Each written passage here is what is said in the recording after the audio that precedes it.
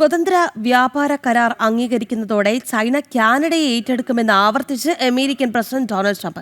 China മുന്നോട്ട് വയ്ക്കുന്ന ആശയം അതാണ് എന്നും ട്രംപ് പറഞ്ഞു. നേരത്തെ ചൈനയുമായി വ്യാപാര കരാറിൽ എത്തിയാൽ 100% അധിക താരിഫ് കൂടി കാനഡയ്ക്ക് ചുമത്തുമെന്ന് ട്രംപ് അറിയിച്ചിരുന്നു. Well, that was on the airplanes. You're talking about if they do a deal with China, yeah, we'll do something very substantial.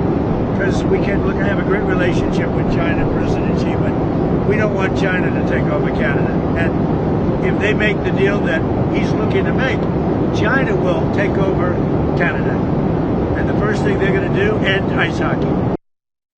വിവരങ്ങളുമായി ഇന്റർനാഷണൽ ഡെസ്കിൽ നിന്ന് ഐസൻ ജൂസ് ചേരുകയാണ്. ഐസൻ, ട്രംപ് ഈ വിഷയത്തിൽ ആദ്യം ഭീഷണിയാണ് മുഴക്കിയത്. ഇപ്പോൾ മുന്നറിയിപ്പ് രീതിയിലേക്ക് ഭാഷ മാറുന്നു. എന്താണ് ഏറ്റവും ഒടുവിലായി പറയുന്നത്?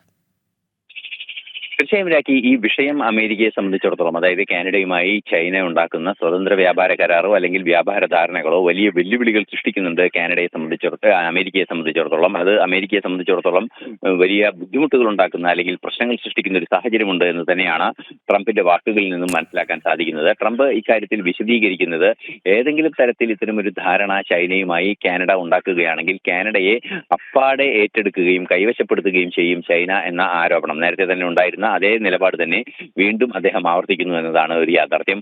മറ്റൊരു പ്രധാന വിഷയം എടുത്തു പറയുന്നത്, ചൈനയുമായുള്ള ബന്ധം തങ്ങൾക്ക് താല്പര്യമില്ല. അതായത് കാനഡയുമായാലോ അല്ലെങ്കിൽ അമേരിക്കയുമായിട്ട് തന്നെയായാലോ ചൈനയുമായുള്ള പുതിയ ധാരണകളിലൊന്നും താല്പര്യമുള്ള ഒരു നിലപാട് തങ്ങൾക്കില്ല എന്ന് കൃത്യമായി അദ്ദേഹം പറയുകയും മറ്റൊരു പ്രധാന വിഷയം എടുത്തു പറയുകയും ചെയ്യുന്നുണ്ട്. ഇത്തരത്തിൽ ഏതെങ്കിലും ഒരു നീക്കം നടത്തുന്ന ഒരു സാഹചര്യം ഉണ്ടാവുകയാണെങ്കിൽ നേരത്തെ സൂചിപ്പിച്ചതുപോലെ അദ്ദേഹം, അതായത് ദിവസങ്ങൾക്ക് മുമ്പാണ് അദ്ദേഹം സൂചിപ്പിച്ചത് 100% അധിക താരിഫ് ചുമത്തുന്ന കാര്യം. അതായത് കാനഡയുമായി സ്വതന്ത്ര വ്യാപാര കരാർ ചൈന ഒപ്പുവെക്കുന്ന ഒരു സാഹചര്യമുണ്ടെങ്കിൽ കാനഡയ്ക്ക് 100% നിലവിലെ താരിഫിനേക്കാൾ, നിലവിൽ ഒരു ശരാശരി 35 മുതൽ 50% വരെ താരിഫ് ചുമത്തിയ സാഹചര്യങ്ങളുണ്ട് പലയിടങ്ങളിലും. ശരാശരി താരിഫ് 35% കണക്കാക്കാവുന്നതാണ്. അത്തരത്തിലൊരു താരിഫിൽ നിന്നും വീണ്ടും അത് 100% ഉയർത്തുമെന്നൊരു മുന്നറിയിപ്പും കൂടി നൽകിയിരുന്നു. ഈ മുന്നറിയിപ്പിന്റെ കൂടി പശ്ചാത്തലം പരിശോധിക്കുമ്പോഴാണ് എത്ര കണ്ട് ഗൗരവത്തിലാണ് കാനഡ ചൈനയുമായി ഉണ്ടാക്കാൻ പോകുന്ന വ്യാപാര ധാരണകളെ കാണുന്നത് എന്നാണ് മനസ്സിലാക്കാൻ സാധിക്കുന്നത്. അതേസമയം ഈ 100% അധിക താരിഫ് ചുമത്തുമെന്ന മുന്നറിയിപ്പുണ്ടായ ഒരു പശ്ചാത്തലത്തിൽ അത്തരമൊരു നീക്കങ്ങളില്ല എന്ന് കനേഡിയൻ പ്രധാനമന്ത്രി മാർക്ക് കാർണി തന്നെ അറിയിക്കുകയും ചെയ്തിരുന്നു.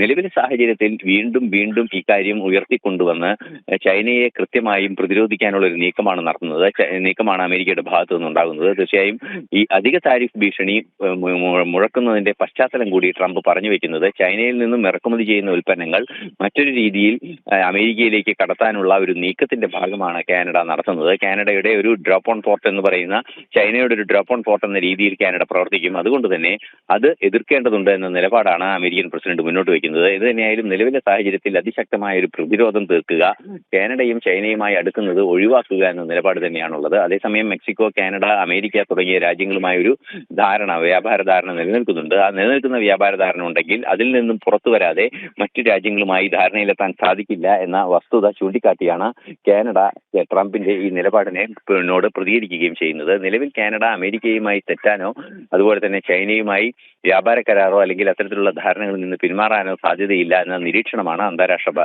നിരീക്ഷകരെല്ലാം തന്നെ ചൂണ്ടിക്കാണിക്കുകയും ചെയ്യുന്നത്. അതോടൊപ്പം തന്നെ ഐസൻ, ഈ സ്വതന്ത്ര വ്യാപാര കരാറിന് കീഴിൽ മറ്റ് രാജ്യങ്ങൾ അണിനിരക്കുമ്പോൾ അത് അമേരിക്കയെ വല്ലാതെ വിരളി പിടിപ്പിക്കുന്നുമുണ്ട്. അക്കാര്യവും നമ്മൾ എടുത്തു പറയേണ്ടത് തന്നെയാണ്. എന്തായാലും ഇത്തരത്തിൽ രാജ്യങ്ങൾ ഒരുമിക്കുന്നതോടുകൂടി കൂടുതൽ ഭീഷണിയുമായി ഇനി ട്രംപ് മുന്നോട്ട് വരാൻ തന്നെയല്ലേ സാധ്യത?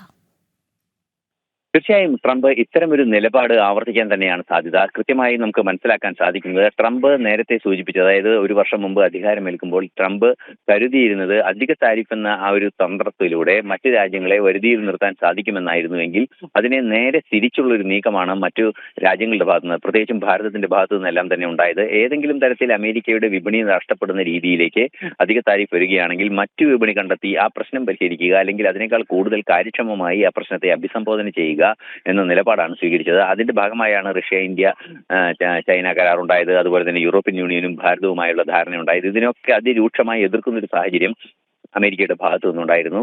യൂറോപ്യൻ യൂണിയൻ അധിക താരിഫ് ചുമത്താൻ ആദ്യം ആവശ്യപ്പെട്ടു. അതായത് നമുക്ക് കൃത്യമായി അറിയാവുന്നതാണ്, വാർത്തകളിലെല്ലാം തന്നെ നിറഞ്ഞു നിന്ന വിഷയം കൂടിയാണ്.